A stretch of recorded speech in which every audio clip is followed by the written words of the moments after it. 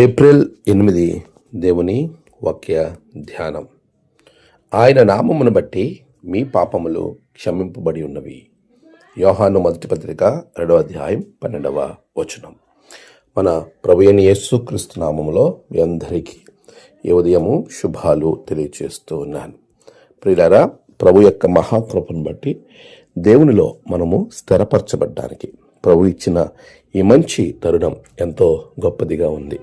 నిజమే ప్రియులారా, మనము ఈ విధంగా సంతోషంగా ఉంటున్నాము అంటే అది కేవలం దేవుని యొక్క కృప. ప్రభువులో మనం స్థిరపరచబడ్డానికి, దేవుని ద్వారా మనం ముందుకు వెళ్ళటానికి, మన జీవితాలు ఆశీర్వాదకరంగా ఉంచడానికి ప్రభువే మనకు సహాయం చేస్తూ ఉన్నాడు. నిజమే ప్రియులారా, ఆయన ఇచ్చినటువంటి ఈ ఉన్నతమైన స్థితి మనము స్థిరపరచుకోవడానికి, మనము ప్రభువుతో కలిసి ప్రయాణించడానికి ఎంతో దోహదపడుతూ ఉంటుంది. అలాంటి ఉన్నతమైన ఈ కార్యం మన జీవితాలకు ఆశీర్వాదకరంగా, దీవెనకరంగా ఉండటానికి ఆయన నామము మనలను ప్రోత్సహిస్తుంది. ప్రియులారా, ఆయన నామము ద్వారా మాత్రమే మన జీవితాలు రక్షణలోనికి వస్తున్నాయి. అందుకే యోహాను యేసు ప్రభువును అంటిపెట్టుకున్నటువంటి ప్రియమైన శిష్యుడు అంటున్నాడు, ఆయన నామమును బట్టి మాత్రమే మన పాపములు క్షమింపబడి ఉన్నవి అని వ్రాయబడి ఉన్నది.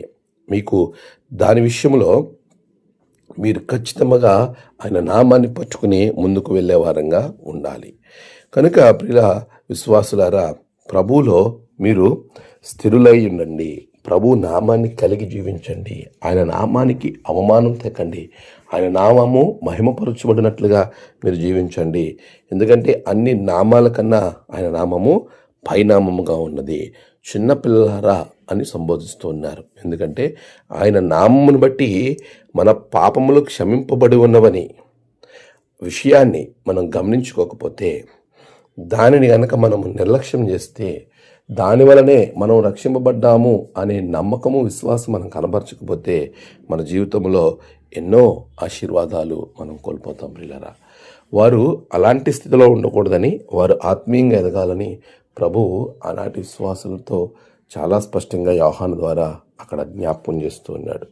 దేవుని నామము యొక్క గొప్పతనాన్ని ఎరిగిన వారంగా ఆ నామాన్ని గట్టిగా పట్టుకొని, ఆ నామందు విశ్వాసం కలిగి ఉండి, ఆ నామానికి మహిమ తెచ్చులాగన నామము మన ద్వారా అవమానపరచుకున్నట్లుగా మన జీవితాలను మనం స్థిరపరచుకుందాం.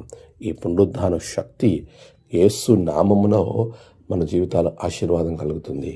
అతి కృప ఆశీర్వాదం దేవుడు మీకు అనుగ్రహించునుగాక. ఆమేన్. ప్రార్థన. సర్వశక్తిమంతుడా, నీ నామం ఎంతో గొప్ప నామం. అటువంటి నామము మాకు అనుగ్రహించారు నాయన, నీకు వందనాలు.